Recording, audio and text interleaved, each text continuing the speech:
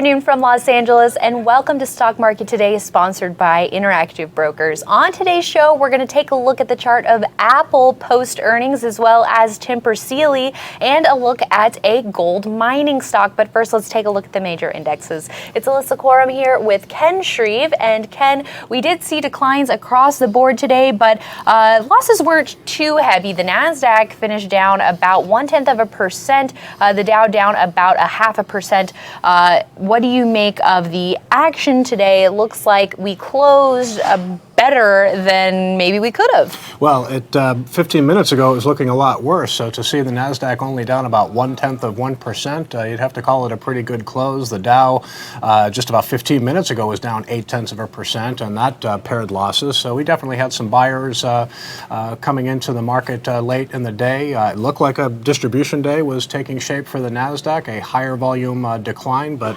with a decline of just 0.1%, doesn't look like we're going to get one there. So it looks like a constructive close as indexes continue to sit near highs. Yeah, that's right. Okay, well, let's take a look at a few individual names, starting off with Apple, which gained over 2% today. Looks like slightly above average volume on its quarterly earnings report, which we did see a return to growth on the bottom line. Earnings up about 4%, sales up 2%, but one of the big stories here is, of course, the wearables segment up over 50% for the quarter, and even iPhone sales came in better than expected. Yeah, I think there was a lot of good news in this report, and certainly has been one of the Dow leaders. Apple actually reclaimed a 221.47 buy point earlier this month. It gapped up, and it never really looked back. So it is extended from that buy point now. But yeah, you mentioned a really strong earnings report. The wearables businesses makes up about 10% of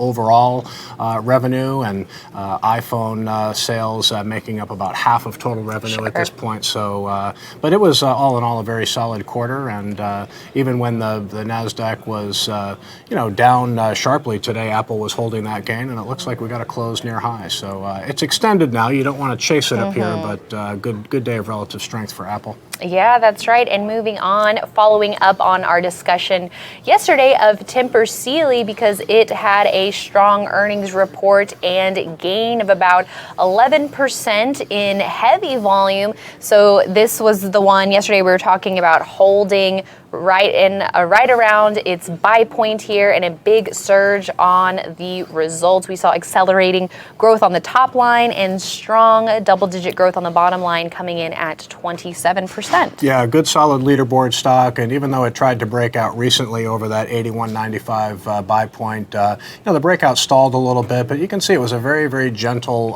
pullback for the stock ahead of today's big move. They reported earnings before the open, like you said, nice earnings beat, and sales growth has been accelerating in recent quarters. It is a little bit below that 25% growth threshold that we like to see, but anytime you have accelerating sales for multiple quarters in a row, obviously it's an indication of strong demand for a product or service, and Tempur Sealy is certainly experiencing that right now, and it was just a nice solid gainer on leaderboard today. Yeah, that's right, and we always say for these earnings gaps, you definitely want to be looking at those intraday charts, seeing if that first 5-minute bar looks strong, if it can take out the first hour high, and it looks like it was able to successfully do both of those and close the day at the top end of its trading range. Yeah, this is a stock that, the open price was 84.75, 84.76 in that area, so it closed nicely above that open price, but those people using that strategy for buying gaps up, they definitely would have been a buyer today early in the session. That's right. Well, let's cap things off with a look at FNV Franco-Nevada, a gold miner, and it is rising today on a big move in gold. So we saw Franco-Nevada gaining over 2% today, above average turnover, retaking its 50-day moving average as it builds a base. I was looking through the MarketSmith Growth 250 late in the day, and Franco-Nevada was right up there in one of the top percentage gainers today. yesterday. So this is just a good example of a base forming here. You can see Franco, Nevada holding nicely above its 50-day moving average, and gold had a good day. It popped above the $1,500 an ounce price level, up about 1% or so. And the strength in gold maybe has something to do with the Fed policy statement and interest rate cut that we saw yesterday. It looks like the Fed's going to pause for a little while.